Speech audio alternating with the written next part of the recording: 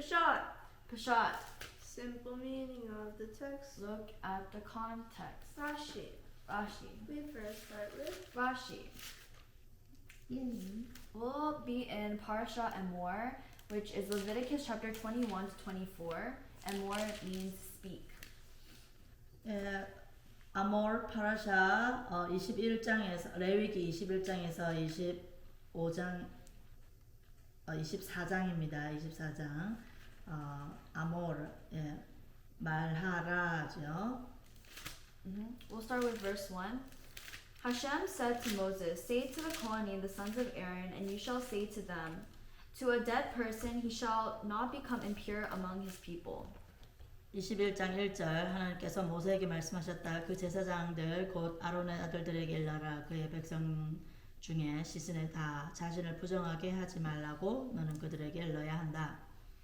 So notice how there's a repetition. It says, Say to the Kohanim, and then it says, You shall say to them. So it says say twice, right? And that's to include minors, like children, with the adults. So, because usually, you know how parents, they retell to their children. So that's why in this verse, it indicates that both minors and adult Kohanim are forbidden to make themselves impure through the dead. 예, 이게 아몰가 두 번이 나오죠. 21장 1절 보면은 에몰 엘 하코하님 이렇게 나오고 그 다음에 또 뒤에 베 아마르타 알레헴 그들에게 말하라라고 또 다시 두 번이 나오는데 그 이유는 이제 어른 제사장들과 또한 그리고 아직 어른이 아닌 미성년자인 그런 레위 지파들 제사장들에게도 이렇게 말하라라는 그 아우르는 의미로 두 번 아모르가 쓰였습니다. It specifically says the sons of Aaron, because these do not apply to the Chalalim, but only Kohanim. And Chalalim are children born from a union specifically forbidden to Kohanim, and the descendants of male children born from such unions.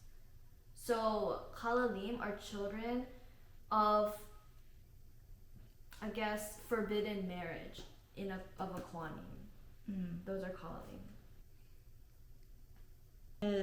제사장의 아들들은 이제 할렐림이라는 이 자녀들은 이제 그 여기 나중에 뒤쪽에 여기 21장에 보면은 제사장들이 이제 처녀와 결혼해야 되고 레위 지파 처녀와 결혼해야 된다는 그런 법적인 명시가 있습니다.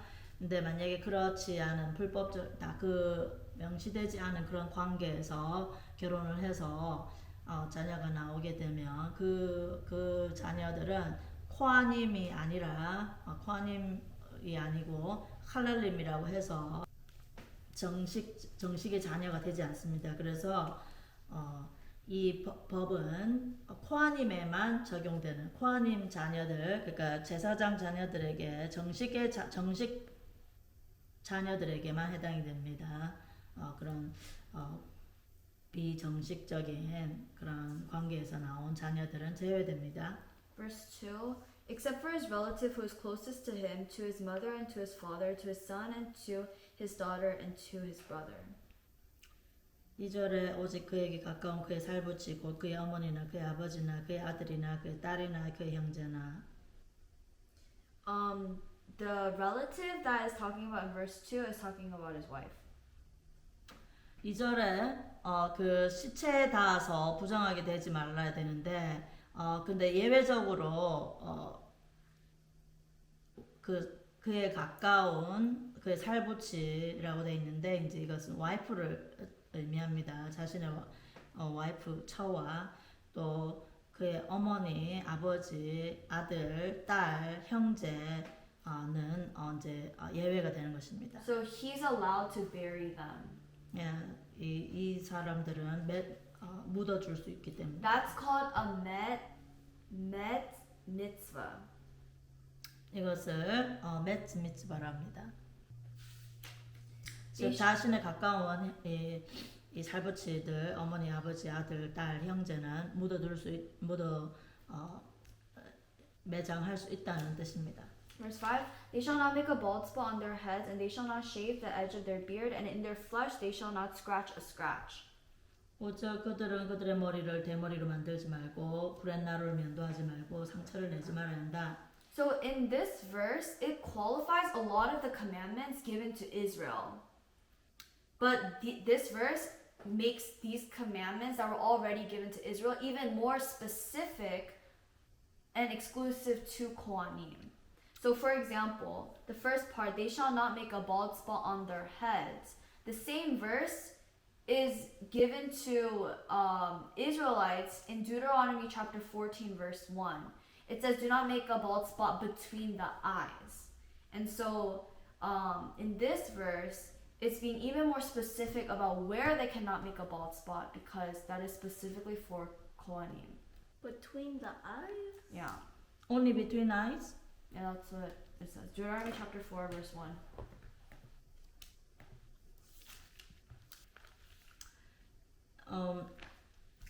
신명기 14장 1절에 보면은 이미 너희는 너희 하나님의 자녀들이니 너희는 그 죽은 자를 위하여 자신의 몸에 상처를 내지 말아야 하며 너희 눈 사이에 이렇게 털을 밀지 말라, 이렇게 대머리를 만들지 말라, 눈 사이에 미간에 이제 털을 밀지 말라 이렇게 돼 있죠. 사실 이스라엘 모두에게 해당되는 말씀입니다. 그러나 여기서 다시 말씀을 5절에 다시 적은 이유는 이제 이 제사장들이 더욱더 명심해야 된다. 이것을 반드시 지켜야 한다라는 반복적인 구절입니다.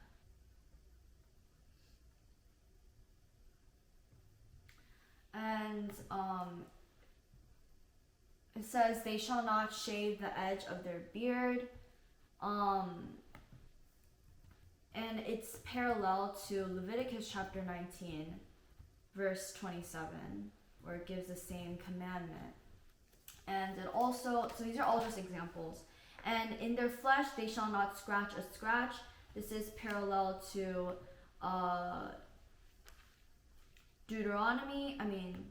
Leviticus chapter 19, verse 28. So this is all repetition of what's already said, but specifically to Kohens. 그리고 또 앞에 레위기 19장 28절에서도 시신을 위하여 몸에 상처를 내지 말라, 문신을 하지 말라라고 금하셨죠. 근데 똑같이 지금 다시 반복되는 겁니다. 몸에 상처를 내지 말라라고 특별히 제사장들은 반드시 이 말씀을 지켜야 한다는 의미에서 반복된 거죠. Verse 6, They shall be holy to their God, and they shall not desecrate the name of their God. For the fire offering of Hashem, the food of their God they offer, so they must remain holy. So when it says they shall be holy, it's talking about being holy against the will of the Kohen. Because obviously the Kohen wants to, respect the dead, but this holiness referred to is refraining from becoming impure through the dead, because their holiness is a responsibility that is not theirs alone. Their responsibility is on behalf of the people of Israel. So their job is really important. 6절에 그들은 그들의 하나님께 거룩해야 하고 하나님의 이름을 더럽히지 말아야 한다. 왜냐하면 하나님께 사르는 제물 그들의 빵을 그들이 바치기 때문에 거룩해야 한다라고 되어 있죠. 즉 이 제사장들은 단순히 자신을 위해서 거룩한 것뿐만 아니라 사실은 이스라엘 전체를 대표하는 자들이기 때문에 더욱 거룩해야 된다는 말씀입니다. Verse 7. 7절 They shall not marry a woman who is a zona or a halala, and they shall not marry a woman who has been divorced by her husband, for each one is holy to his God. 7절에 장녀나 몸을 버린 여자를 아내로 취하지 말고 그녀의 남편과 이혼한 여자를 취하지 말라. 왜냐하면은 하나님은 그 제사장은 하나님께 거룩하기 때문이다. 그렇죠? So I don't know how it's translated in Korean, but it says there's two types of women that they cannot marry. It's a zona and a halala. Yeah. A zona is a woman who has had relations with a Jew forbidden to her, and a halala is a woman who was born from the forbidden marriages of the priesthood of the priest that we talked about earlier. Halala is not a forbidden marriage. It's more like they cannot serve in the priesthood anymore. That's what it means by halala. Like, for example, it says the daughter of a divorced woman or the daughter of a widow from a Kohen Gadol. These are not forbidden in Torah, right? Because like getting a divorce or becoming a widow, but because of those things, you can't become a priest. Like, you can't be a Kohen Gadol. Yeah, Kohen. 여기 7절에 그 한글 번역이 이제 창녀나 몸을 버린 여자를 취하지 말라 이렇게 돼 있는데 사실 이 히브리어로 이샤 조나 와 할랄라 조나는 이제 말 그대로 하면은 이제 창녀죠. 그러니까 이제 불법적인 그런 육체 관계를 가진 여자이고요. 그 다음에 이제 두 번째 할랄라의 경우는 라시에 의하면 그러니까 아까 얘기했던 그러니까는 이제 그 코아님 제사장들 중에 이제 이렇게 정말 법에 명시된 대로 할 말씀대로 그런 처녀와 결혼하지 않고 이제 그렇게 이제 그 정상에 어긋나는 그런 관계에서 낳은 딸들이나 아니면 이렇게 이혼한 그 가정의 딸들 혹은 이제 그런 과부가 된 그 가정의 딸들을 다 포함합니다. 이런 여자들을 이제 아내로 취하지 말라라는 것이죠. 그래서 할랄라의 의미는 단순히 몸을 버린 여자가 아니라 이런 좀 더 넓은 의미로 다 포함되게 됩니다. Verse 8. You shall sanctify him, for he offers the food of your God. He shall be holy to you, for holy am I, Hashem, who sanctifies you. 8절 너는 그를 거룩하게 해야 한다. 왜냐하면 하나님께 빵을 그가 바치기 때문이다. 그는 너에게 거룩해야 한다. 왜냐하면 나는 거룩하며 너희를 거룩하게 하는 하나님 유대 바베이기 때문이다. When it says he shall be holy to you, it means to treat him with holiness, that he should take priority in like any type of event, like for example, speaking first at a convocation or blessing a meal. 여기서 너는 그를 거룩하게 해야 한다라고 하는 의미는 그를 거룩하게 한다는 것은 그런 이 빵을 떼기 전에 축사를 한다든지 회중 앞에서 말을 연설을 한다든지 이러한 자리에 세움으로써 거룩하게 해야 된다는 것이죠. Verse 10. The Kohen who is exalted above his brethren, whose head the anointment oil had been poured, who has been inaugurated to don the vestment, shall not allow the hair on his head to grow long, and shall not rend his garments. So it says, shall not allow the hair on his head to grow long, right? So this is talking about the hair growing because of mourning for the dead, and the exact length or like the time that Rashi says is you should not have not having your hair cut for more than 30 days. So that means you have to have a haircut, yeah. More often. Like before 30 days.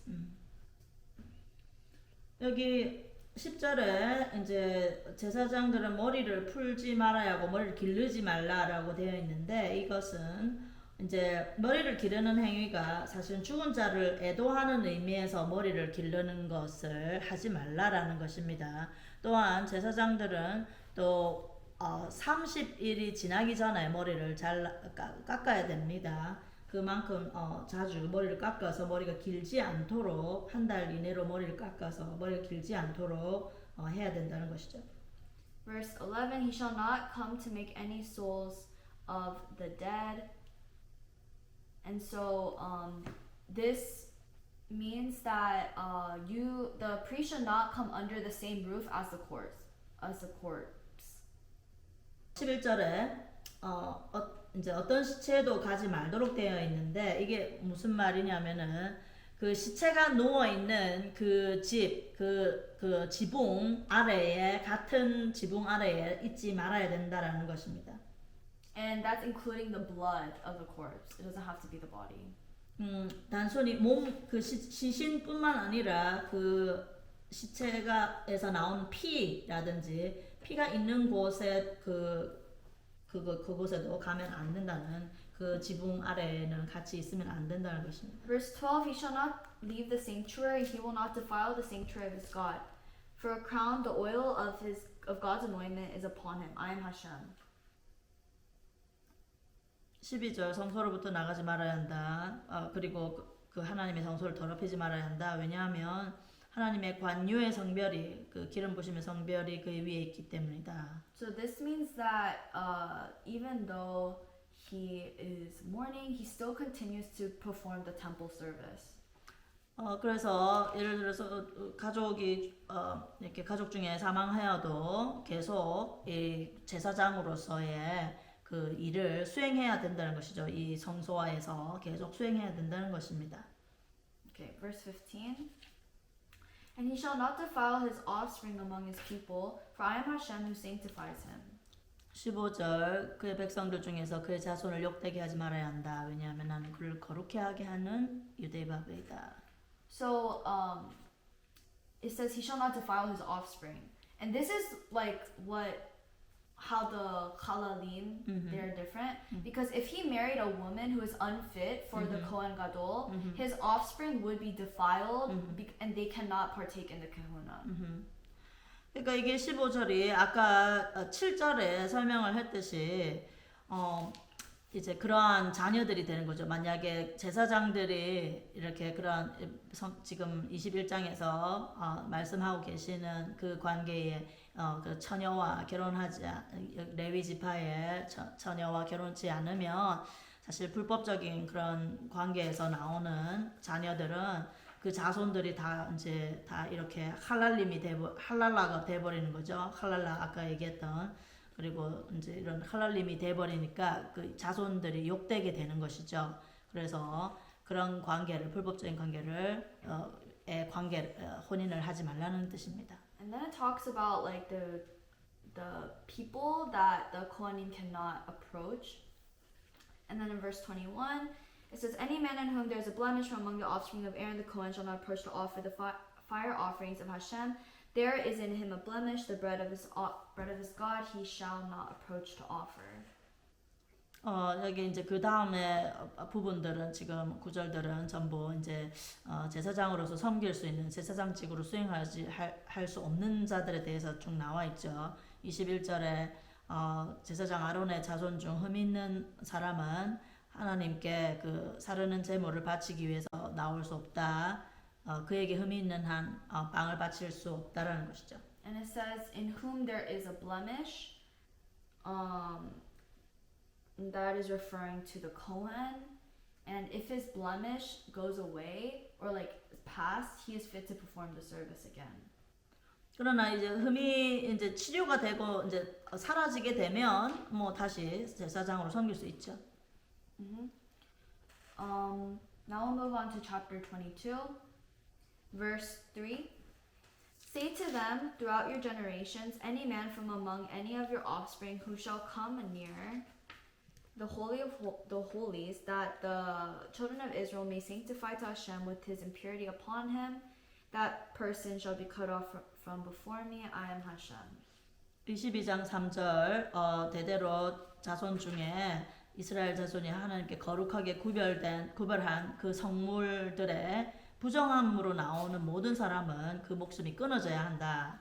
라는 유대의 바베이다라고 되어 있습니다. So when it says shall be cut off,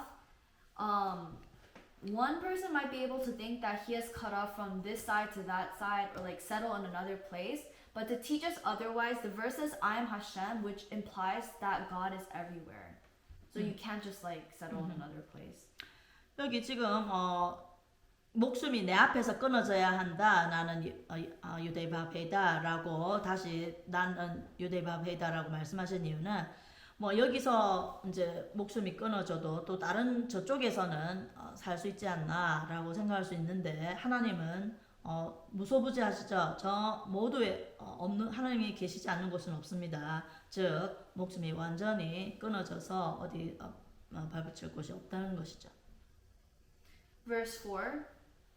Any man from the offspring of Aaron, and he is a Metzora, or a person who is impure due to a discharge, shall not eat from the holies until he becomes purified. And one who touches anyone impure by a soul, or a man from whom there is seminal emission.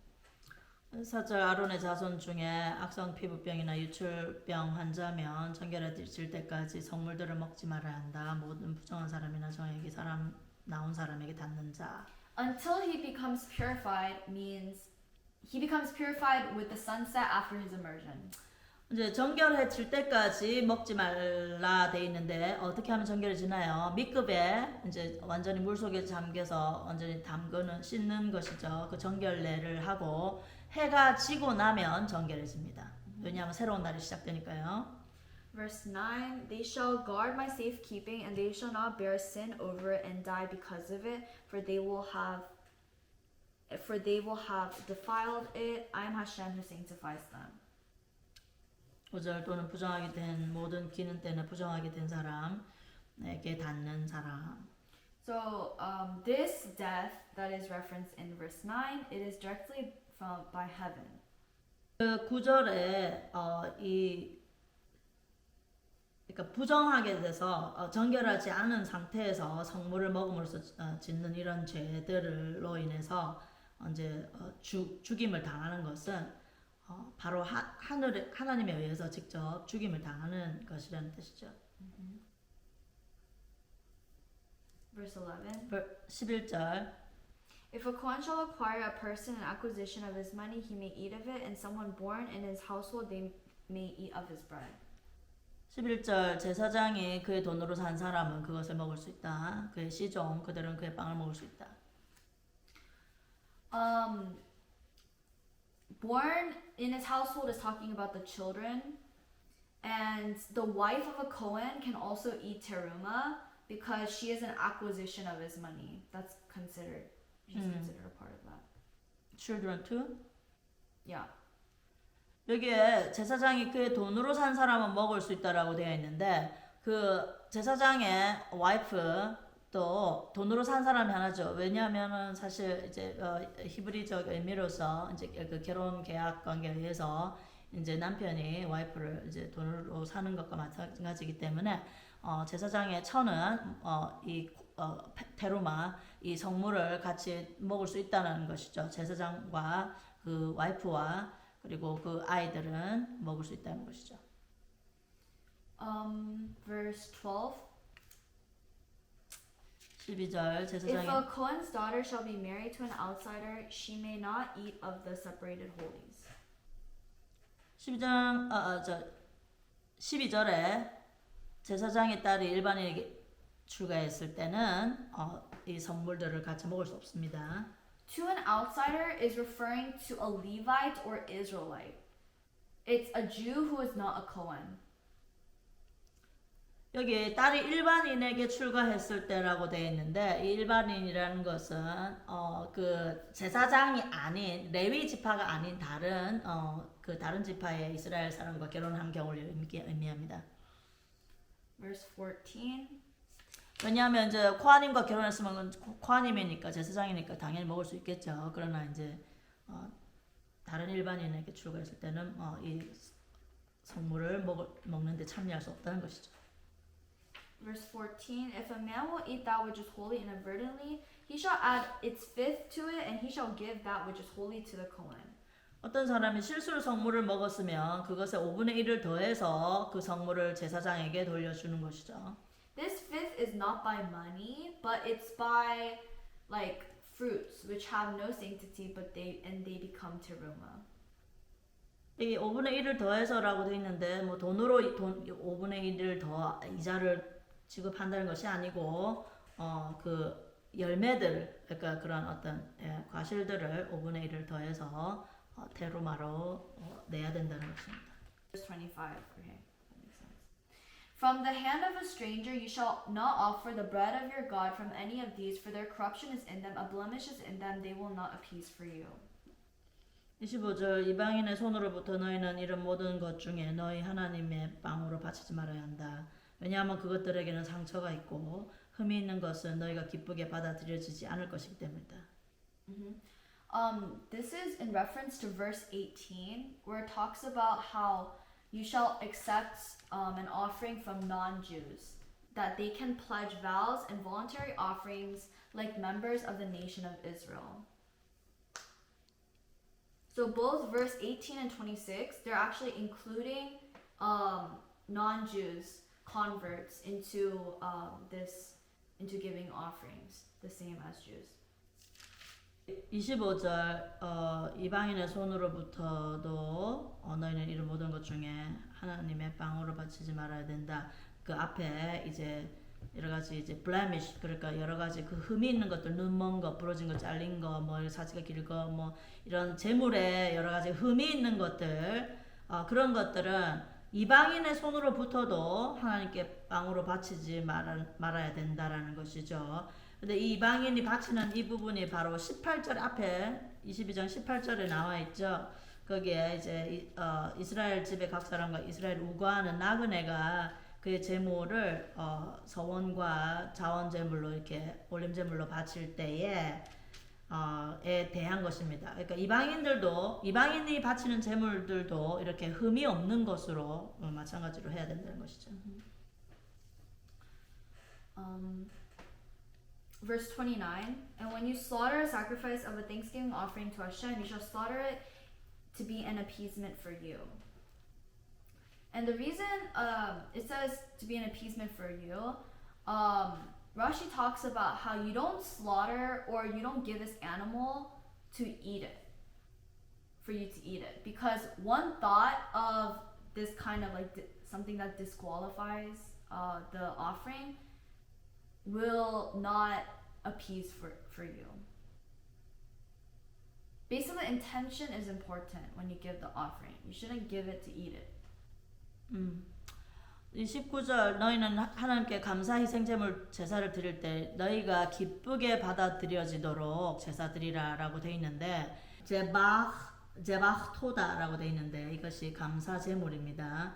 이 감사 제물을 드릴 때에 그것을 다시 먹으니까 그 제물을 돌려받아서 먹는 그것을 목적으로 이런 제물을 드리지 말라는 것이죠.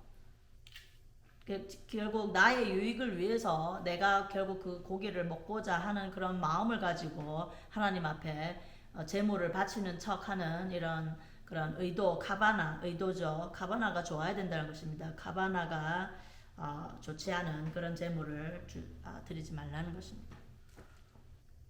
제가 말씀드렸죠. 전에 그 슐라밈 오퍼링, 토다웃 오퍼링 이런 것들은 감사 제물이나 이런 것들은 그 하나님께 바치는 부분과 제사장의 부분을 제외하고 나머지는 그 제물을 바치는 자에게 돌려준다고 했죠.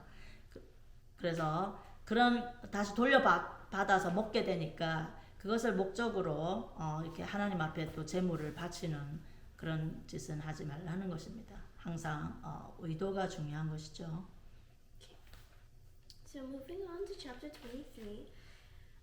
Verse 2, it says, Tell the people of Israel the designated times of Adonai, which you are to proclaim as holy convocations are my designated times. 네, 23장 2절에 언제 이스라엘 자손에게 말하라 너희가 거룩한 모임들로 소집해야 할 하나님의 기일들을 그들에게 일러야 한다. So make appointed festivals so Israel is present in them, teaches us that they should intercalate a month intercalate means insert something such as a day in a calendar.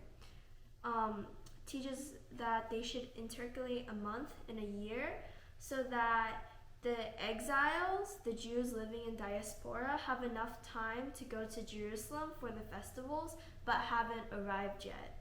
So the fixing of the calendar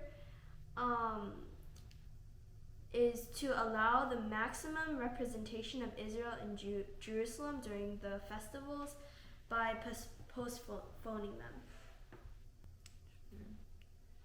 여기 2절에 이제 이 사실은 이 디아스포라가 되어 있는 이제 외국에 흩어져 살고 있는 유대인들이 있죠. 그들도 이 거룩한 하나님의 기일에 거룩한 모임으로 다 소집할 수 있도록 그들이 만약에 디아스포라로 있으면서 미처 이렇게 여호와의 기일에 예루살렘에 도착하지 못했을 경우는 한 달을 더 이제 윤달식으로 더 넣어서라도 이렇게 그들이 반드시 예루살렘에 도착할 수 있도록 시간 여유를 주라는 것이죠. 그래서 윤달을 넣어서라도 이 기일들을 지킬 수 있도록 명심하라는 것입니다. In verse 3, it brings the topic of Shabbat.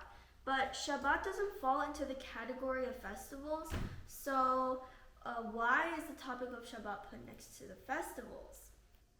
So this verse of the Shabbat in the middle of the festivals teaches that whoever desecrates the festivals is also considered as if he desecrated the Shabbat. Whoever upheld the festivals is considered that he upheld the Shabbat days.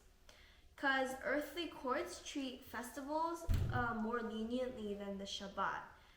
If you desecrate the festivals, then you only get lashings, but if you desecrate the Shabbat, you get stonings.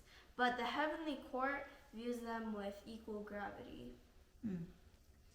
여기 지금 2절에 여호와의 기일들에 대해서 그러니까 이제 절기들에 대해서 소집되는 절기들에 대해서 얘기를 하다가 갑자기 3절에 또 안식일에 대해서 나와 있는데 안식일은 사실 절기는 아니죠. 이거는 일주일에 한 번씩 이제 돌아오는 날이기 때문에 절기는 아니지만 이것을 지금 여기에 같이 연결해서 이게 지금 말씀하고 계신 이유는 이 기일을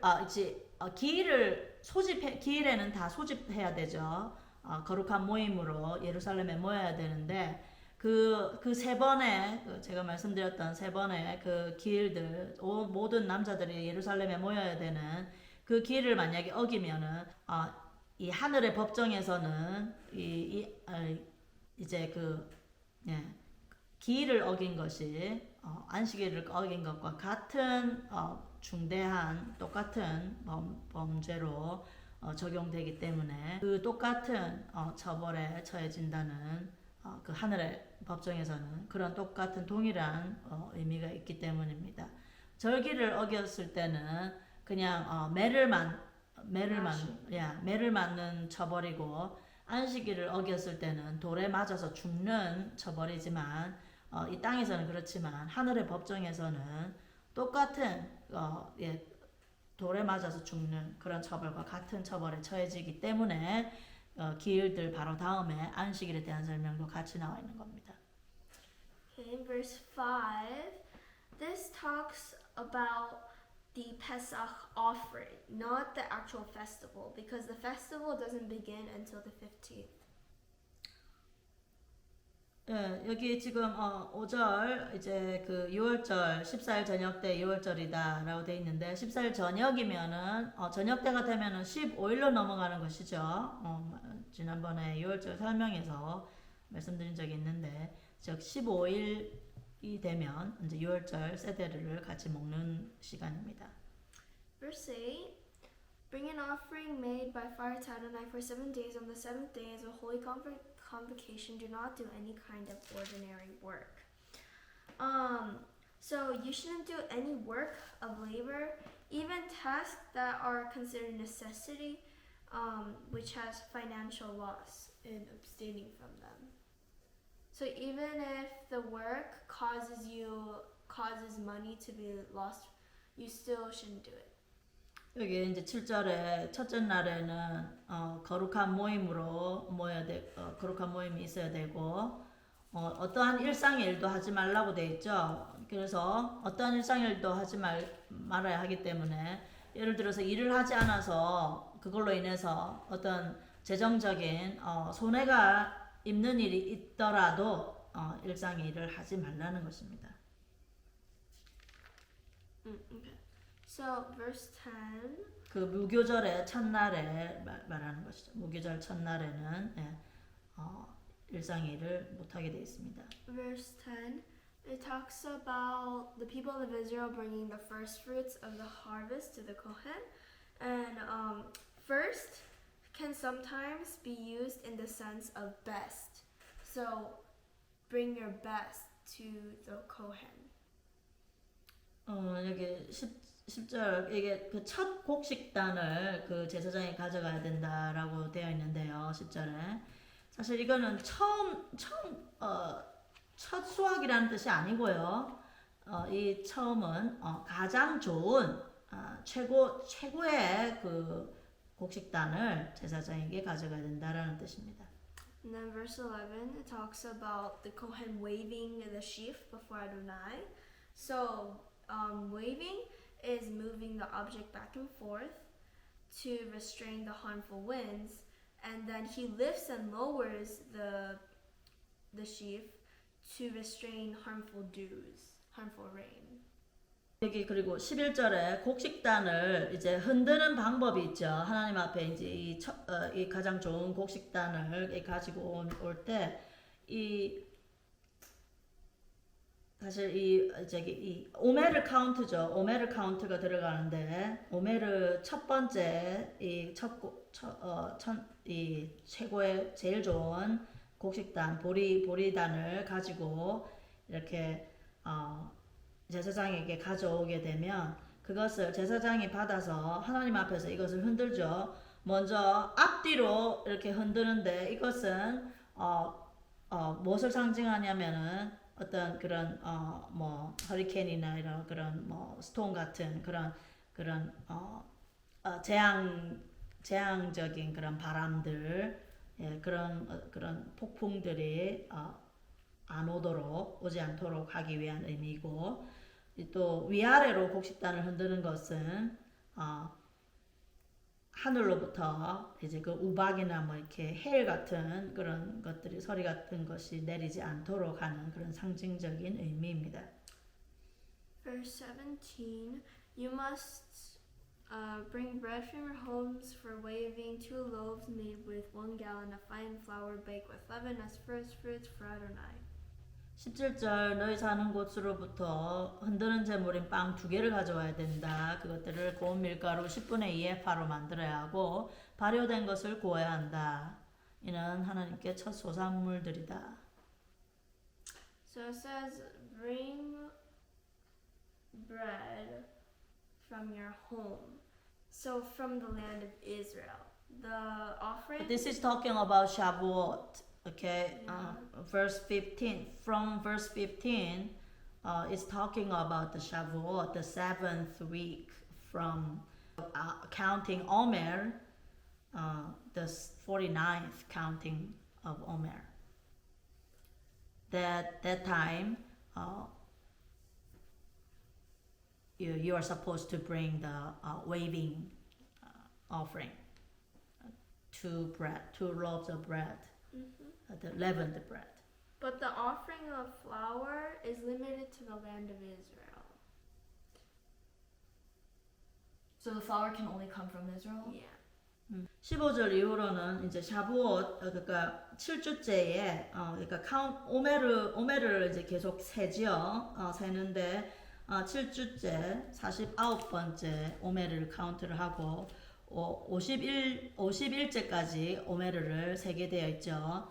그때 이 새 곡식 제물을 가져오는데 그 흔드는 제물의 빵 2개는 이제 10분의 2 에파로 고운 밀가루로 만든 빵을 2개를 가져오는 것이죠. 흔드는 제물로. 이것은 근데 이스라엘 땅에서 난 그 밀가루여야만 합니다. 디아스포라들이 외국에서 이렇게 가져온 밀가루로 만들 수 없다는 것이죠.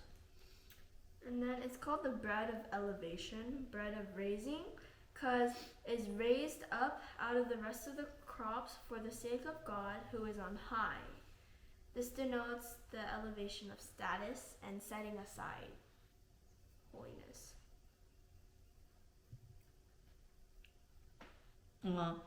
여기 빵을 이제 올림제물로 올려드린다라는 것이죠. 그러니까 elevation, 올려드린다는 것입니다. 그러니까 거룩함을 위해서 따로 구별해서 올려드린다는 것이죠. Verse 20. The Kohen will wave them with the bread of the first fruits as a wave offering before Adonai with the 2 lambs. These will be holy for Adonai for the Kohen. 20절 그 제사장은 그것들을 하나님 앞에 흔드는 제물로 그 첫 소산물들인 빵과 함께 어린 양 2마리 위에서 흔들어야 한다. So in Leviticus 7 in Leviticus 7 verse 30, it mentions a waving. So this verse repeats the command of waving to teach that these sheep require a different kind of waving. They have to be waved when still alive. 여기 사실 You have to 앞에 read it. 레위기 7장 30절에 그 흔드는 제물, 그러니까 사르는 제물을 가져와야 되는데 그 가슴에 붙은 그 기름을 가슴과 함께 하나님 앞에 흔드는 제물로 흔들기 위해서 가져와야 된다라고 설명되어 있던 이 요제라고 하죠. 흔드는 제물이 이게 지금 20절에 여기 다시 설명되어 있죠. 여기서 다시 흔들어야 한다라고 이렇게 설명이 되어 있는 이유는 이 앞에서 나온 그 7장 30절에 흔드는 방법과는 다른 방법입니다. 이것은 살아있는 어린 양 2마리 위에서 흔들어야 된다는 것입니다. 앞에 7장 30절은 그 고기죠. 죽은 그 제물이죠. 근데 여기서는 살아있는 양 위에서 이것을 흔들어야 된다는 겁니다. Also, the peace offerings of the public are holier than the individual peace offerings. 그리고 이 슐라밈 offering 이제 슐라밈 제물은 이게 공동체로서 드려지는 슐라밈 제물이 더욱 거룩합니다. 개인적으로 드리는 슐라밈보다 공동체로서 드려지는 슐라밈이 더욱 거룩합니다. Verse 22. When you harvest the ripe crops produced in your land, don't harvest all the way to the corners of the field, and don't gather the ears of grain left by the harvesters. Leave them for the poor and the foreigner. I'm Adonai your God. 22절 너희 땅에 수확물을 거둘 때 반 모퉁이에서 다 거두지 말고 떨어진 것을 줍지 말라. 가난한 자와 나그네를 위해서 내버려 두라라고 하셨죠. So this commandment is actually was repeated because in chapter 19 verse 9 it was also there. So the reason for this repetition is to make the transgression of this commandment have the weight of violating 2 negative commandments. 여기 우리 앞에 파라샤에 바로 앞에 했던 파라샤에서도 19장 레위기 19장에서도 여기 땅 내 모퉁이에 모든 수확물을 거두지 말고 가난한 자와 나그네를 위해서 다 떨어진 것을 줍지 말고 내버려 두라고 하셨었죠. 근데 여기 다시 23장 22절에 다시 이것을 반복함으로써 이 계명을 어겼을 경우에는 사실 이 2가지 계명을 동시에 어긴 것이 되는 중대한 죄가 되기 때문에 이렇게 2번을 언급한 것입니다. The leftover gleanings is a gift to the poor from the produce of the field. But why are these commandments among the festivals? 근데 왜 이렇게 땅에 떨어진 것을 줍지 말라라고 하는 것을 왜 이 절기에 대한 설명에서 이것을 왜 추가했을까요? To teach that whoever gives gleanings, forgetting to harvest the corner of the field to a poor person, and he does this properly, it is considered as if he built the Hamikdash and brought the offerings inside it. Beit Hamikdash. 그래서 이렇게 이 22절에 말씀하신 계명대로 이렇게 수확물들을 다 거두지 않고 가난한 자들을 나그네들을 위해서 남겨두는 것들을 행하는 자는 마치 그 선행이 하나님의 성전을 짓는 것과 버금가는 그런 아주 좋은 그런 아주 중요한 선행이라는 것입니다. But it also says to leave it before them. So this teaches us that the owner of the field can't apportion the produce to the poor. So he can't be there to assist the poor in gathering it, even if it means that the aggressive get more and the meek get less. 그 나그네들을 위해서 이 땅에 떨어진 수확물을 그들 앞에 내버려 두어라라고 되어 있는데요. 이 얘기는 즉 주워갈 수 있도록 그들 앞에 놔두고 이 땅의 주인이 그 앞에 있으면 안 된다는 겁니다. 비록 이제 좀 더 힘센 사람이 많이 주워가고 힘이 없는 자들은 적게 주워가겠지만 그럴지라도 그 주인이 간섭하지 말라는 것입니다. And then in the same verse it says, I am Adonai your God.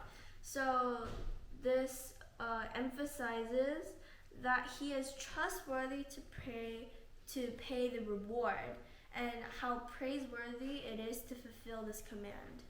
이 계명을 지키는 것이 얼마나 중요한지를 강조하기 위해서 나는 너희 하나님 유대의 바베이다라고 강조하신 겁니다.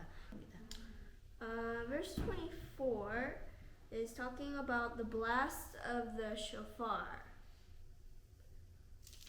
24절 티슈리죠. 일곱째 달 초하루, the seventh month, the first day of the seventh month. This is the new year, the Rosh Hashanah. Rosh Hashanah, and its nickname is the day of Teruah, shofar. So the day of shofar. 그래서 이거 일곱째 달 그 초하루, 즉 티슈리월 초하루, 이것은 로샤샤나 새해이죠. 이날의 안식일이고, 그리고 이날 또 트루아를 부는 기념일이기 때문에 이것을 우리가 나팔절이라고도 하는 것이죠. This refers to God's remembrance of His mercy toward creation, but we not only blow shofar on Rosh Hashanah, but we also pray and recite verses that refer to the shofar blowing, and this is to remember the binding of Isaac and whose stead a ram was offered. 이 나팔을 불므로써 하나님께서 그 자비로 이 세상을 창조하신 사실 이건 미드라시에 나오는 이야기인데 하나님께서 창조를 하신 그 인간을 창조하신 날이 그 로샤샤나 였다고 합니다. 근데 이제 어쨌든 이 나팔절을 통해서 하나님의 그 자비하신 그 창조의 일을 하나님께 기억하게 다시 하나님께 기억나게 해드리는 그런 의미에서 나팔을 불고 또한 이 나팔절 때 나팔을 불 때 기도문을 함께 읽는데요. 그 기도가 바로 그 아브라함이 이삭을 결박해서 드렸던 그 하나님 앞에 제물로 바치려 했던 그 사건, 그것에 대해서 읽음으로써 하나님께서 그것을 기억하시도록 그 이삭의 공적을 기억하시도록 하는 것이죠. Verse 27, But on the 10th day of this month, it is the day of atonement. There shall be a calling of holiness for you, and you shall afflict yourselves. You shall offer a fire offering to Hashem. 27절 일곱째 달 10일 그날은 속죄일이니 거룩한 모임이 너에게 있어 너희 스스로를 괴롭게 해야 한다. 그리고 너희는 사르는 제물을 하나님께 바쳐야 한다. In the beginning of the verse, it says ach, which means but, and this implies exclusion, to show that this day only atones the offering only atones for those who repent and doesn't atone for those who don't repent. 여기에 27절에는 첫 단어가 ach라고 나와 있어요. ach는 but 그러나 뭐 이런 뜻인데 이게 뭐 때문에 이 아크라는 단어가 쓰였냐면은 이 속죄일에는 이 욤키푸르죠. 7월 10, 그러니까 일곱째 달 10일 욤키푸르 때는 자기 스스로 죄를 자백하고 속죄하는 자만이 용서를 받는다는 뜻입니다. 그래서 그렇게 속죄하지 않는 자, 자기 자신의 죄를 고백하고 속죄하지 않는 자는 해당되지 않는다는 뜻입니다. 그래서 아크를 썼습니다. Okay, verse 31, it's talking about the prohibition against work on Yom Kippur. And this is actually repeated many times for the same reason as the leaving the field. So the repetition makes one guilty of transgressing many negative commandments if they do work on Yom Kippur and also don't leave the Cleaning. field, the corner of the field. 그래서 사실 31절에 어떤 일도 하지 말라라고 다시 한번 또 강조되어 있죠. 즉 이 욤키푸르 때 일을 하게 되면 어떻게 됩니까? 일을 하지 말아라는 계명을 어긴 것과 함께 또한 그가 그 땅에 이렇게 아까 가난한 자와 나그네를 위해서 남겨두라고 했는데 그것을 남겨두지 않고 싹 다 거두는 일에 대해서 그러니까 그것도 적용돼서 두 가지 계명이 어긋나는 범죄를 하는 것이죠. Verse 42, you are to live in Sukkot for 7 days. Every citizen of Israel is to live in a sukkah. So every citizen of Israel includes the converts. 그리고 42절로 가서 이제 지금 34절부터는 이제 초막절에 대한 설명이 쭉 나와 있습니다. 그리고 42절에 너희는 그 초막들에서 7일 동안 지내라라고 돼 있죠. And that includes the citizens, includes The converts. 여기에 여기 이스라엘에 있는 모든 원주민들은 그 초막에서 지내라고 되어 있는데 여기 원주민들이라는 것은 이스라엘 혈통의 사람들뿐만 아니라 이 개종한 자, 하나님을 믿기로 돌아온 자 그런 이방인들도 포함하는 것입니다. Yes. Verse 24, chapter 24, verse 2. Order the people of Israel to bring you pure oil from crushed olives for the light, to keep lamps burning always. 24장 2절 이스라엘 자손에게 명령하여 항상 등잔이 켜져 있도록 그 등불을 위하여 지은 깨끗한 올리브유를 가져오게 하라. So there are 3 types of oils that come from olives, and the first one is clear, and this is the one used for the lamps. 그러니까 이제 세 가지 올리브유의 그 등급이 있는데요. 이것은 가장 최극상의 가장 맑은 그 올리브유를 하나님의 등잔을 밝히기 위해서 쓰라는 것이죠. The oil used in the menorah can never have like sediments in it, like rocks or dirt in it, and the the oil used in the menorah is extracted by crushing it in the mortar. 메노라를 밝히기 위해서 쓰이는 올리브유는 그 안에 어떠한 불순물도 있어서는 안 됩니다. 뭐 이렇게 먼지나 뭐 이렇게 어떤 먼지 같은 것들이 불순물이 없어야 되고 Has to be crushed by mortar. 그리고 이것은 모터 이렇게 모터로 이렇게 갈아서 나오는 그 기름을 써야 됩니다. Yeah. But then the other 2 types of oil, after it is crushed by mortar, it is pressed with the beam, and that is the second type of oil. But even after that, they ground it with millstones, and that's the 3rd type of oil. But those are the ones that are not used for the temple. Okay. 그래서 이제 이게 그러니까 맨 처음 짜내는 기름이죠. 이것은 모터로 이렇게 갈아서 나오는 기름을 첫 번째 나오는 그 기름을 메노라에 사용하고 이제 두 번째로 이제 그 남은 그 올리브를 두 번째로는 이제 그 빔으로 꽉 눌러서 짜는 기름이 두 번째 기름이고요. 또 그것을 다시 세 번째로 이제 완전히 지디겨서 이제 기름을 또 짜내죠. 세 번째 기름. 그러니까 이 두 번째, 세 번째 등급의 기름은 여기 메노라에 사용할 수 없습니다. Yes. And then it also says that to keep the lamp burning always. But this isn't like 24 hours a day. It's only saying from night to night. It has to be kindled every night, but it doesn't burn by day. 여기 이제 등잔이 항상 켜 있도록이라고 돼 있는데 항상 켜 있다는 것은 뭐 24시간 all the time 항상 켜졌다는 것은 아니고요. 등잔은 저녁 때 이제 켜지는데 저녁 때부터 켜지죠. 그래서 낮에는 켜져 있는 것이 아닙니다. And then verse 3, outside the curtain of the testimony in the tent of meeting, Aharon is to arrange for the light to be kept burning always from evening until morning before Adonai. This is to be a permanent regulation through all your generations. 3절 회막안 그 증거궤의 휘장 밖에서 아론은 저녁부터 아침까지 하나님 앞에 항상 켜두어야 한다. So, the rabbis expounded this verse to be speaking about the western lamp of the menorah. Because this lamp was given the same measure of oil same measure of oil for all of the lamps, but this would continue burning throughout the day and had a longer burning time and lasted longer than any other menorah, even though it was given the same amount of oil.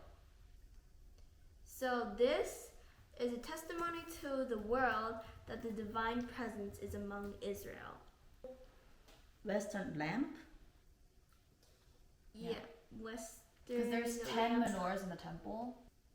여기 성전 안에는 10개의 메노라가 총 10개의 메노라가 밝혀지다고 합니다. It goes at like evening, and then the Kohens like clean Yeah. it and then do it again.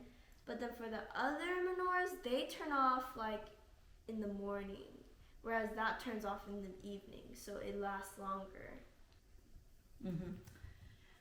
특이한 것은 이 서쪽에 있는 메노라는 같은 양의 다른 메노라들과 같은 양의 기름을 올리브유를 공급받는데도 불구하고 서쪽에 있는 메노라는 거의 저녁까지 계속 이렇게 꺼지지 않는다고 합니다. 다른 메노라들은 그 저녁부터 아침까지 그 기름이 이제 다 소진되고 아침에는 이제 꺼지는데 서쪽에 있는 메노라는 거의 저녁 때까지 다시 불을 켤 때까지 거의 켜져 있다고 합니다. 그래서 이것이 하나님의 그 기적이죠. 그래서 하나님이 살아 계시다는 증거라고 합니다. Verse 7. Put frankincense with each row to be an offering made by fire to Adonai in place of the bread and as a reminder of it. So frankincense is what goes up in smoke on the Mizbeach and is what serves as a remembrance for the bread. 이 7절에 깨끗한 유향을 놓아야 되는데 이것은 그 빵을 기억하게 하는 그 의미입니다. Verse 10. There was a man who was the son of a woman of Israel and an Egyptian father. He went out among the people of Israel, and this son of a woman of Israel had a fight in the camp with the man of Israel. 10절에 이스라엘 여자의 아들 그는 미즈라임 남자의 아들이다. 이집트 남자의 아들이다라고 돼 있는데요. 이 이스라엘 자손 가운데 나왔다. 그리고 이스라엘 여자의 아들과 이스라엘 사람이 그 진에서 싸웠다라고 돼 있죠. So it says that he went out among the people of Israel. So that doesn't need to be there. It's like irrelevant. They could have just stated that he had a fight immediately. But Rabbi Levi says that this means that he went out of the world because this sin cost him his life. Or an alternative interpretation is that he left the world to come because he committed a sin that made him lose his portion in the world to 올람 come. 하바. Yeah. 여기 10절 이후에 이 이집트 사람의 아들인 이 이스라엘 여자, 엄마는 이스라엘 사람이고 아버지는 이집트인이라는 거죠. 그 아들이 이 하나님의 이름을 모독하고 저주해서 이제 그가 죽임을 당했죠. 그런데 여기 10절에 이스라엘 자손 가운데로 나왔다라고 가운데서 나왔다. He went out from. What is the first? He went out among the people of Israel. 여기에 그 이스라엘 자손 가운데로 나왔다라고 되어 있는데요. 이렇게 사실은 이러한 표현이 왜 들어가 있냐고 하면은 라시에 의하면 단순히 이 세상에서만 그 돌에 맞아서 죽었을 뿐만 아니라 하나님의 이름을 모독함으로써 그 올람하바 이제 영원한 세상에서도 그는 유업이 없다라는 그 가운데서 다 완전히 끊어졌다라는 뜻입니다. So Rashi says, he states the story behind this. So the one who blasphemed scoffed about the bread arrangement because the bread was eaten after a full week and parts of 2 days, which makes the bread old and cold. So he was like scoffing about that, like what king eats old bread. So that caused a fight between him and an Israelite. And then he went out of the court of Moses at fault, and then he came to pitch his tent in the camp of the tribe of Dan. But he isn't allowed there because only his mother is from the tribe of Dan, and you need to have a father of the tribe of Dan in order to have an inheritance. So the people of the tribe of Dan said he couldn't be there. So he tried to go to court to win the case about staying in the tribe of Dan, but he lost that case. So then he got up and blasphemed.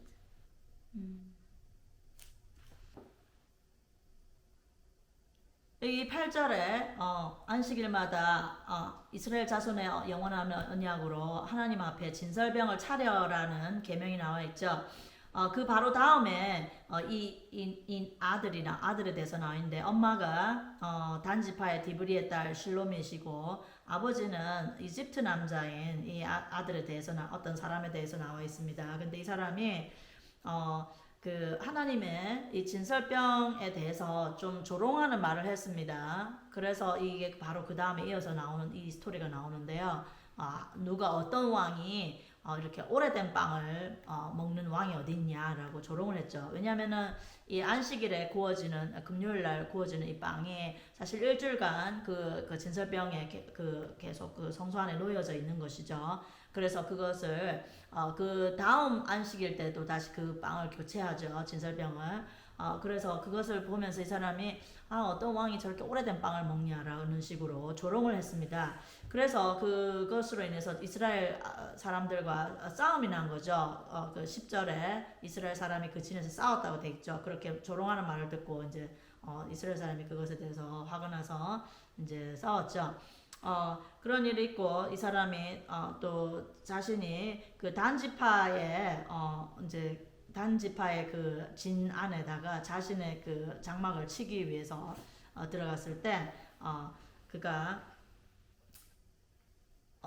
그렇게 할 수 없었습니다. 왜냐하면 그 아버지가 단지파 사람이 아니죠. 이집트 남자였죠. 그래서 이 사람이 법정에 가서 자신의 유업을 요청합니다. 내가 이 단지파에 이제 그 유업을 달라, 지분을 달라라고 했을 때 거절당합니다. 그랬을 때 이제 이 사람이 하나님의 이름을 모독하고 저주했죠. Yes. So he was the son of the Egyptian man that Moses killed. 그래서 이 아들이 바로 누구냐 하면은 모세가 그 사실 이제 왕자로 있을 때 그 이집트 사람 싸우는 이집트 사람을 죽였었죠. 그 이집트 사람의 아들입니다. And then his mother is Shalomith, daughter of Dibri. So she is described as a prostitute, even though she didn't go out and prostitute herself as a job occupation, and she didn't intentionally have relations with the Egyptian man. So the reason why she is called a prostitute is because of her immodest behavior. Based on her name, Shalomith means peace, and Dibri means words. So she was a chatterbox, and she spoke with everybody and greeting everybody, and she spoke to too many men, which caused that to happen. So because of her immodest behavior, that is why the evil relation happened, which is why she's called a prostitute, because she shouldn't have been doing that. 단지파에 디브리의 딸 실로밋이라고 되어 있는데요. 이 실로밋이라는 샬롬이라는 단어에서 왔죠. 예, 인사할 때 샬롬이라고 인사하죠. 그렇게 인사하는 것을, 그리고 디브리는 다바르 말씀이죠. 그러니까 인사하는 말을 너무 많이 했다는 것입니다. 쓸데없이 너무나 많은 남자들에게 이렇게 저렇게 계속 말을 걸고 그렇게 한 것이 사실은 이 실로밋이 그런 부적절한 관계에 들어가게 됨으로써 이집트 남자의 아들을 낳게 된 것이죠. Yes. And also the fact that it lists out the daughter of Debris of the tribe of Dan, this tells us that a wicked person causes disgrace to himself, his father, and his tribe. Whereas in comparison, Oholiab, the assistant of Bezalel, the construction of the tabernacle, he is listed as the son of Ahisamach of the tribe of Dan, and that shows that he brought praise for him, his father, and his tribe. So that's contrast. Yeah. Yeah. 여기 지금 실로밋이라는 그러니까 디브리의 딸, 단지파의 디브리의 딸 실로밋이다라고 이제 소개되어 있는데 사실 이 라시에 의하면 라시의 이제 설명이죠. 이것이 전부. 근데 이러한 부적절한 이런 행동 때문에 사실은 이제 이런 아들을 낳게 되고 그 아들이 결국은 이제 이러한 하나님을 모독하고 죽게 되는 이런 일이 있는데 이러한 일들로 인해서 사실 한 사람이 그 자신의 아버지와 그리고 그 지파, 그 단지파 전체까지 이런 오명을 끼치게 된 것이죠. 그와 반대로 오홀리압 즉 브잘렐과 함께 하나님의 성전을 짓는 일을 했던 오홀리압의 경우도 오홀리압도 단지파 사람이죠. 그리고 그는 아히사마흐의 아들이었고 그는 이렇게 훌륭한 일을 함으로써 아버지와 온 단지파 가문에 정말 좋은 명예를 끼쳤던 아들이고요. 그러한 대조적인 모습입니다. Yes.